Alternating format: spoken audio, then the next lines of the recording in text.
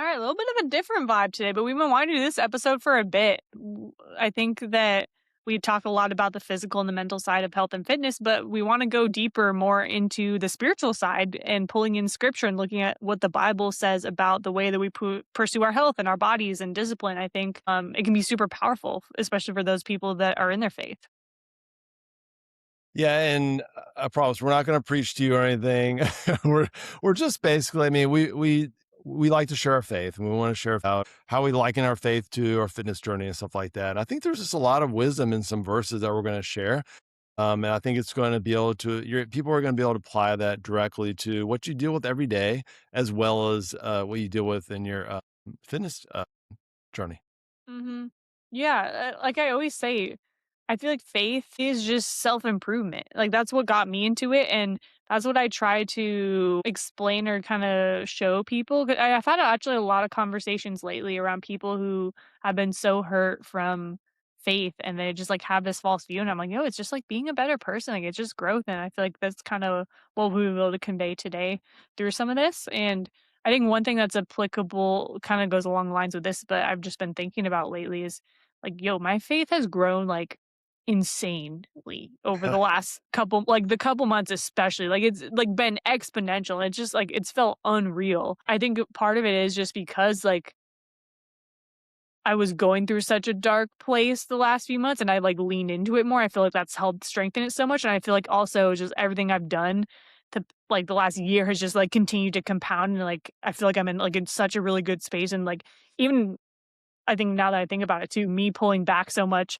and trying to give myself space and de-stress allows me to connect so much more with God, which then strengthens my faith. So it's like all of that combined is just like a freaking explosion in the Well, best way. that's awesome. That is so very cool to hear. Because it's tough. I mean, I can only imagine if you're going through something that's very difficult and you feel like you're by yourself, or you feel like no one's there to listen to you or be there for you. Yeah, no, it's been really crazy and just like putting in perspective where I was like a couple months ago. Like, yeah, it's just wild. It feels really good. So I feel like this episode is timely. I'm very passionate about it. Yeah, I think this will be a lot of fun. I hope everyone listens to this, and we'd love to hear your perspective and viewpoint as well on this. But so I'm watching the World Cup. And I'm not a huge soccer guy, but I tell you what, I have really been interested in this year's World Cup, and I think there's a lot of different reasons. Maybe we can get into it. I'll talk about it maybe in another podcast. Whether it's the World Cup or World Series or Super Bowl or whatever it may be, I think about these players, and I think about how like they train in all aspects of life for this moment, right? To get to that championship, to win the gold medal, whatever it may be. And I mean, just by every measure, that this should be like the best time of their life, right? The process. And then, of course, if they get to the point where they're actually able to win the championship in whatever sport they're playing, that's it, right? Like that is the primo part of their life, the best moment. Nothing's going to get better than that. And I've heard stories where there an athlete wins a gold medal or an athlete wins a championship, and like a couple weeks later, they're in their hotel room or they're at home, and they just feel like real empty and they feel really alone, and they can't really explain it. And then people are like, "Dude, you're like on top of the world." And they're like, "Well, I mean, I was, but there's something going on." And actually I heard this the other day somewhere that there's actually a name for this. It's called like athletes will call it like gold medal syndrome. I think like psychologists refer to it like post Olympic depression or like post competition blues. And sometimes you're like, yeah, whatever. I mean, you win the gold medal, like you give me a gold medal, I win the World Series, I'm like the happiest guy ever. But I heard a couple quotes and I wrote them down. But like Michael Phelps, we all know Michael Phelps, right? He's like the most decorated Olympian in history. And he's talked about this. Like he said, like after Beijing, 8 gold medals is like the greatest athletic achievement of all time, especially for him. He said he didn't even know if he wanted to live anymore. Like it like got that far. And this quote, which I found was this was pretty deep. And I want to say it. I want you guys to think about it for a second. There was a British swimmer. His name was Adam Peaty, and he said one time, a gold medal is the coldest thing you will ever wear because you think it's going to fix all your problems. It will not. Yeah. I mean, think about it for a second. These are people who like did the thing, like, they did what we all would love and dream of doing, and they told themselves for years, like, "This is what I'm trying this is what my life's all about," and it wasn't enough. But the medal, the trophy, the people chanting their name, the parades, everything like that, it didn't fix anything, you know? And if we really dig deep in it and we think about what God tells us, like, it was never designed to do that. Yeah, that's so good, and I feel like so many people get caught up in that, like, maybe not at that scale at the Olympics, but it's like we all do that. I know that's kind of what's causing all my stress and my issues is, like, I get to that accomplishment, and it's the next thing, it's like, that's a new standard. It's like, there's always that next thing in our fitness journey. We get to the weight loss goal. We talk to clients, like, so frequently where it's like, they get to that goal, and they realize, like, "Wait, that's actually like, I don't feel the way that I thought I would. I don't this isn't what I expected," and then you can really get in your head, and it can derail you if you're not careful. Yeah, and I was thinking about, like, that six pack, right? Like, that's kinda like the one thing, like, a lot of people are like, "Oh, I wanna have a six pack," right? And one, it's I mean, to be able to get to that point is very, very challenging, but there's a lot of people who get to that point. They get that six pack, or you see these influencers that they look amazing, and then you talk to them, they're like, "I was miserable. I hated it. Actually, I've gained some weight. I feel so much happier." Or you can look at promotions. People sometimes are like, "Oh, all I gotta do is get this promotion, and then that's it. Like I'm going, I'm loving life," or like you said, lose some weight, or maybe social media. You just post and you get a bunch of likes, and you're like, "Oh my gosh, I feel great." And then what happens next time? And so I think because let's be honest, most of us are not Olympians, or most of us are not going to be able to win that championship. But we're all kind of chasing like some version of a gold medal, right? And a lot of us don't ever stop to think, okay, well, what happens if I actually get to that point? And so to tie it into some Bible verses, and that's kind of what we were talking about in Corinthians, Paul talks about post Olympic depression. Really, I mean, like he saw that problem. He was writing to the people in Corinth, who was, and this was really like a city that was obsessed with athletic competition. And 1 Corinthians 9:25, he says, everyone who competes in the games goes into strict training. They do it to get a crown that will not last, but we do it to get a crown that will last forever.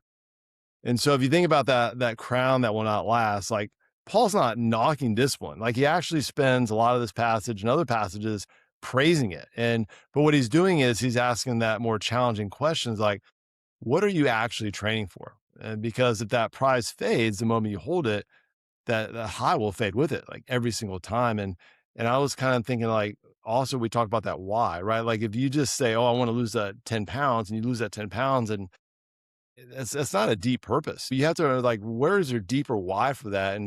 And if you don't have a deeper why, I think it's gonna be very challenging to be able to one keep that weight off, or even get to that point because we talk about justifying our actions. If you don't have that deep why, who's say you're gonna not be able to justify eating or not working out or whatever you want to do? Mhm. Or it's like when things get tough, when you go through like the inevitable struggles, it's like what's gonna keep you going, pushing you through that. Like it can't just be the promise of like some end goal and like getting that gold medal. Like it needs to be a deeper drive behind that and falling in love with the process too. Yeah, and I love that part. You gotta fall in love with the process. It's going through everything to get to where you want to be. So going kind of back to that question of like, what are you actually training for? Paul says something a little bit earlier in the same letter, and he says, "Do you not know that your bodies are temples of the Holy Spirit who is in you, whom you have received from God? You are not your own, and you were bought at a price. Therefore, honor God with your bodies." That's from 1 Corinthians 6:19, and so we think about that, like you are not your own. Like we're in a culture now, right, that tells us that our body is a project, like something that we have to fix, we have to optimize, we have to shrink or sculpt or post.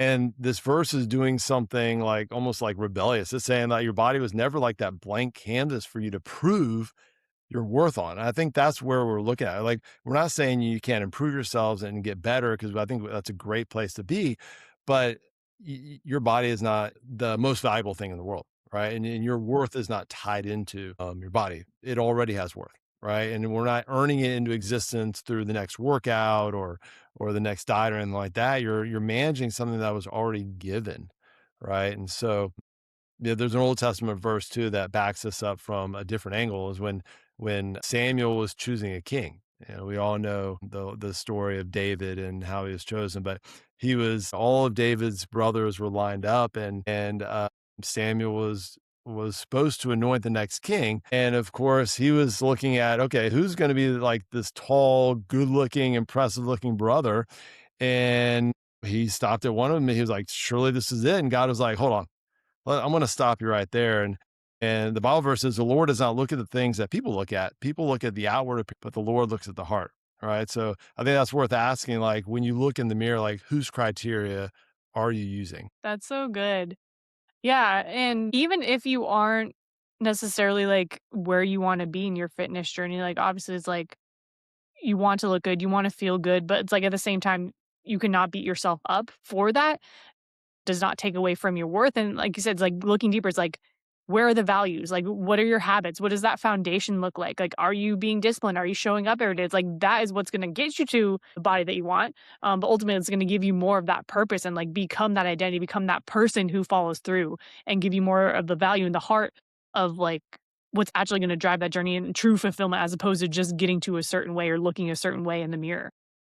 Right. And also going back to what we've talked about before of where are you coming from? Are you coming from a place of like self-love? Or are you coming from a place of self-hate? And if we operate out of I want to be healthier. I need to be healthier for my family, for my friends. I want to live longer. I want to be able to do all these things.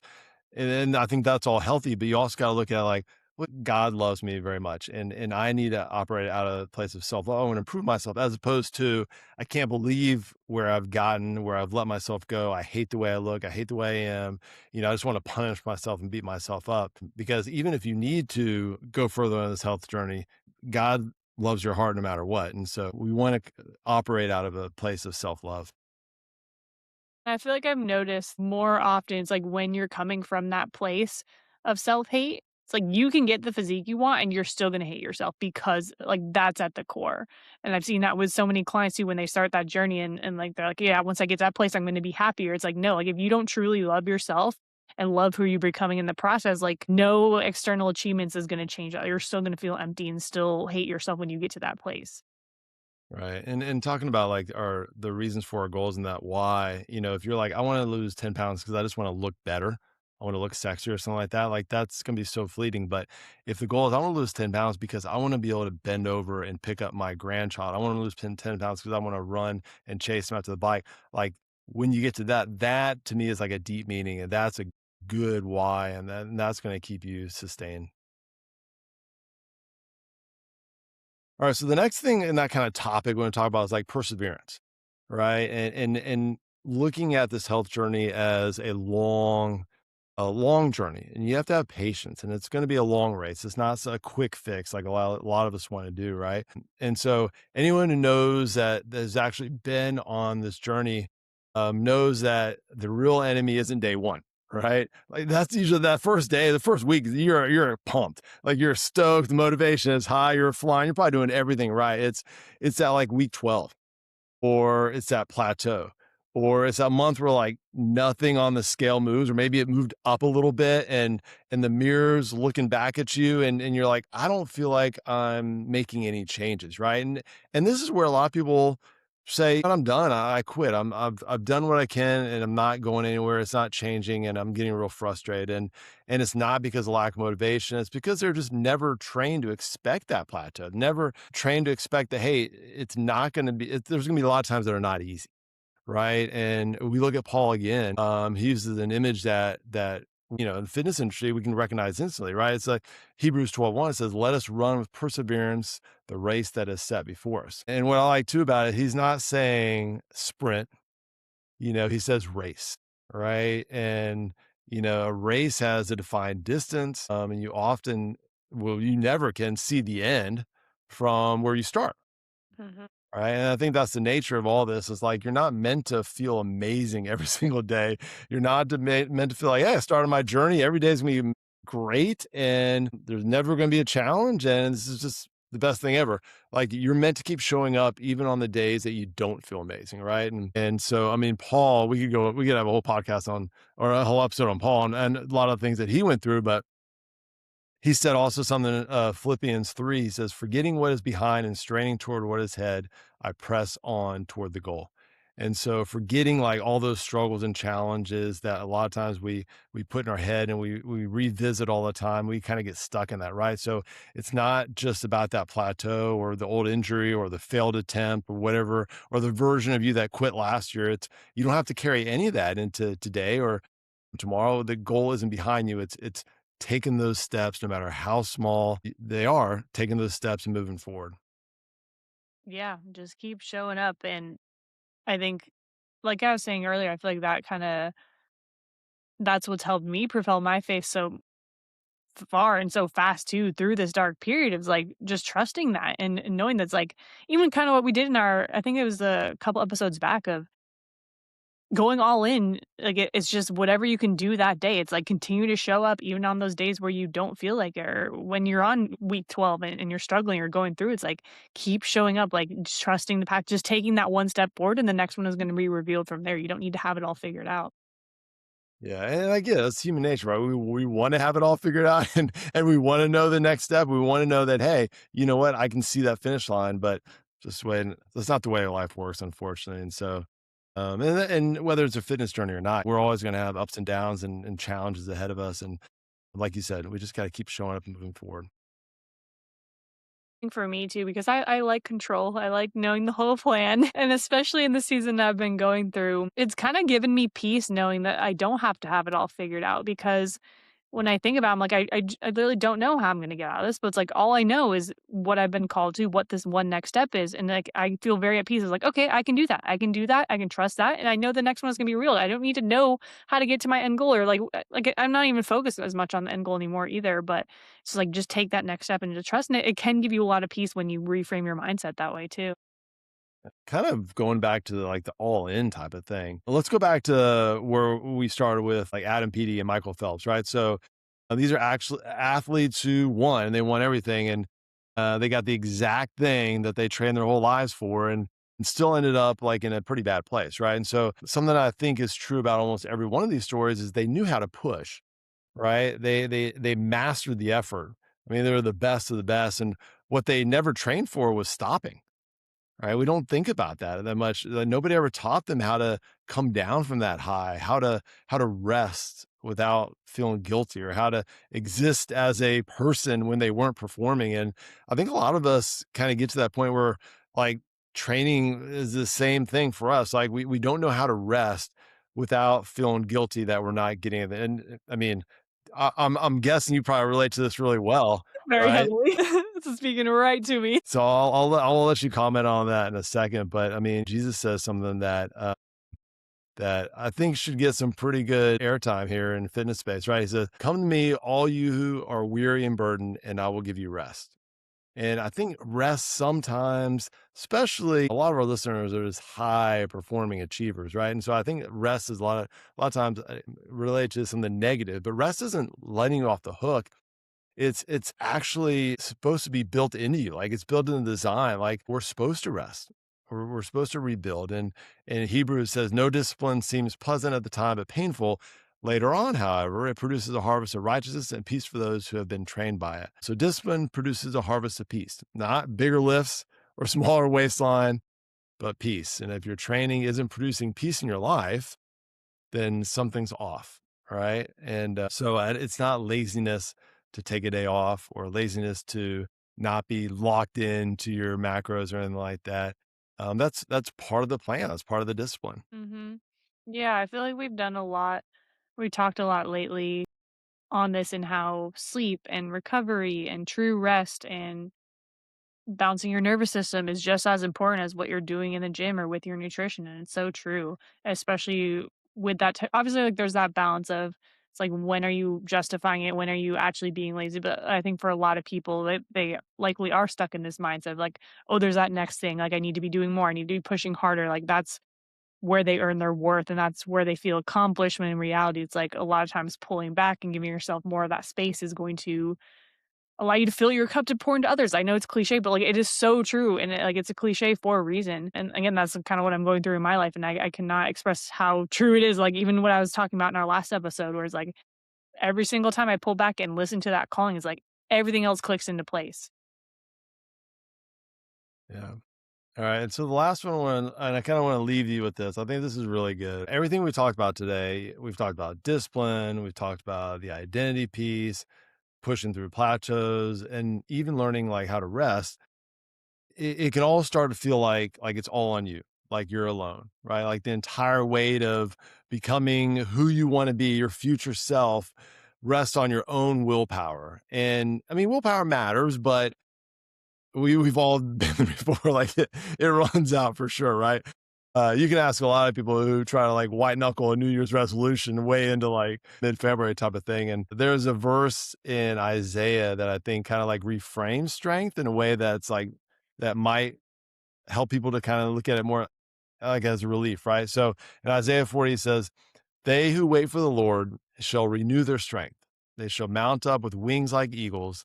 They shall run and not be weary. They shall walk and not faint. So the order there, if you look at it, it says wait, then renew. Like not grind harder, then maybe recover eventually. That renewal comes first from somewhere like that's outside of yourself, and the strength to keep running flows out of that, not the other way around. So if you've ever used a verse, a lot of people use this, right? Like I can do all things through Him who strengthens me. A lot of people use that as a gym mantra type of thing, and a lot of us have used that. I mean, I think it's worth knowing too that Paul actually wrote that about contentment. He wrote about like learning to be at peace, whether he had a little or he had a lot, right? And I think that makes it even more important to understand that it's not about hitting a new PR through like sheer Christ powered effort, right? It's about a strength, a godly strength that's going to hold you steady, whether you're having the best training week or your worst. And I think that's a real big difference between chasing that crown that fades. Hmm. Yeah, I freaking love all these. Seriously, I feel like these all resonate so much with me. I'm curious, is there one in particular that like you really feel like hits home for you? Man, no, I love these. Yeah, it was fun, like doing some research too. But I think I don't know, put on the spot, and I might change my mind later if I was looking at this. They're all so good. I kind of want to go with I don't know, I don't know. This is tough. I don't know. I think let us run with perseverance the race that is set before us. And the reason I say that one is because I think it doesn't matter how great a relationship is with God, there's always going to be challenges. And I think that God doesn't promise a perfect life, or He doesn't promise a life that there aren't any issues once you get to know Him and follow Him. And He's like, hey, there's going to be a lot of challenges. There's going to be some ups and downs, and there's going to be some times where you might even look at me and be like, what are you doing, and why are you doing it? This because this is not fun at all. And God's also saying though, like, hey, you know what? I have this master plan. I have this will for you, but I'm going to take care of you the whole way. And everything you go for is going to be better for you and better for, my children. And so you may be going through some times that are very difficult, but I want you to trust in me, have faith in me. I want you to get up and I want you to keep running that race because like you don't know what that finish line looks like. And I do. And that finish line is going to be way better than you can ever imagine. So just have some faith in me. Get back up if you feel like you get knocked down. I'll be right there behind you. I'll help pick you up, and we're just gonna keep running this race. And in the end, I promise, it's gonna be worth it all. Dude, so good. I love this. Yeah, I think overall 4 really good themes with identity and perseverance, rest, strength. And I think the theme, kind of like we were talking about earlier, is the why underneath your training and whatever goal you have matters just as much as the training itself. Like we don't want to just be chasing that end result, like the number on a scale, a certain physique, the six pack, the validation. Like the finish line is always going to move when you're chasing those things, but if you're trying to honor something that's already given to you, to run with perseverance or be able to rest without guilt, draw on strength that doesn't run out, that really changes the game. And so I guess we hope that this gives you guys all something to think about beyond just your next workout. We don't want this to just be inspiring quotes, but actually practical framework on how to approach this whole journey in a way that's sustainable and meaningful and like gives you more purpose in your journey and in your life. So yeah, we appreciate you guys tuning in. If this resonated, please share it with social media, friends, family, anyone you think it would resonate with. It helps us a ton. And subscribe if you aren't already, and we will catch you guys on the next week.